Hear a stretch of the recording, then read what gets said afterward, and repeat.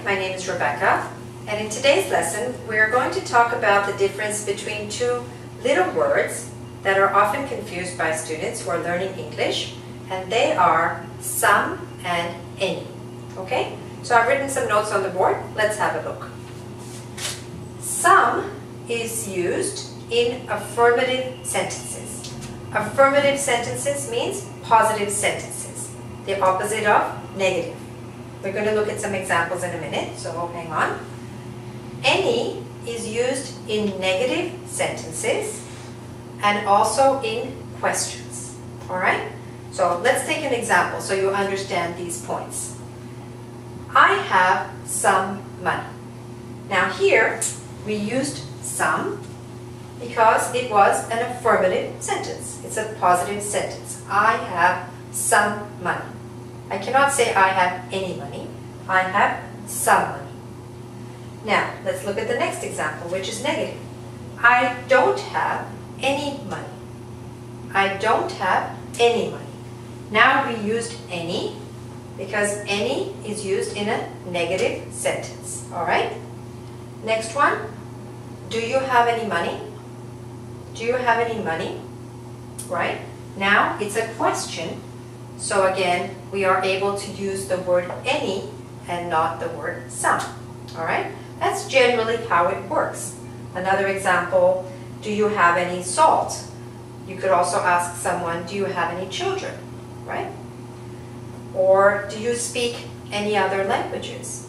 In all these cases, we are using any because it is in fact a question. Alright? So that's the basic rule. That will tell you whether to use some or whether to use any. Let's look at a few other minor points. Okay? Sometimes some is used in a question when we expect yes as the answer. Alright? When we expect a positive response, we might use some in the question. Alright? I know that makes this a little bit questionable, but this is the basic rule. This is an exception. Let's look at the example of the exception. Would you like some soup? So when you ask somebody, would you like some soup? We're hoping that they will say yes, because we want to serve them, right? So we don't say, would you like any soup? But we would say, would you like some soup? That's more common. Or, could I have some cake? If you ask someone, could I have some cake? You're hoping that they're going to say yes. And that's why you're using the word some. Alright?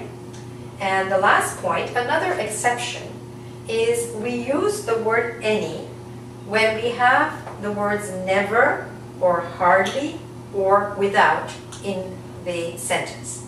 So we could say, for example, he never has any time. Not he never has some time, but he never has any time. Or we could say, he hardly has any salt. He hardly has any time. He hardly has any books. Okay?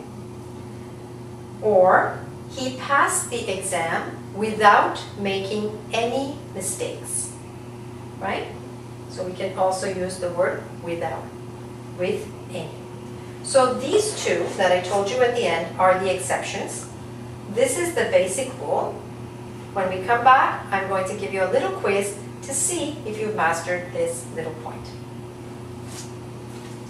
Okay, so let's try a little quiz now to see how well you've understood the concept of some and any. Alright? Let's take the first one.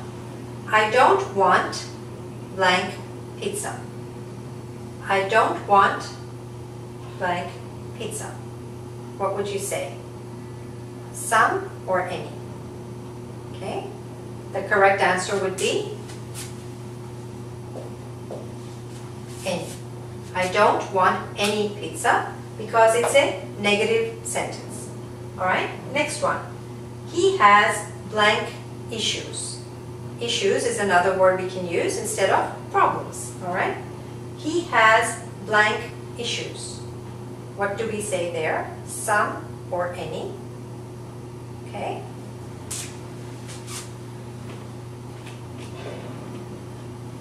He has some issues. That's because it's a positive sentence. All right? Next one. Do you have blank tacos? Do you have blank tacos? Tacos, of course, is very tasty food from Mexico. Okay. Do you have any tacos? Right? Because it's a question. Next one. Would you like blank burritos? Burritos is a very tasty food from the Middle East. Would you like blank burritos?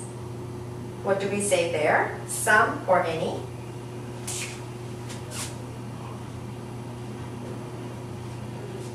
Some.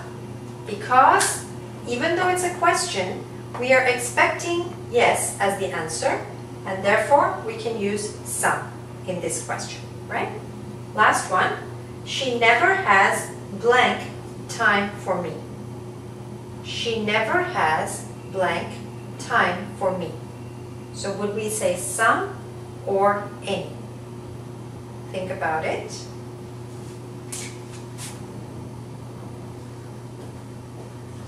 Okay?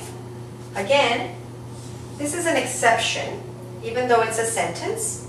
Because we're using the word never, we are using the word any. She never has any time for me. Okay? I know it can be a little bit confusing, but it's also got pretty logical explanation. So do a lot of practice. If you'd like to do a quiz on this, please visit our website, www.engvid.com. You can do a quiz, and you can also see many other English lessons on other aspects of English. Good luck with your English. Bye for now.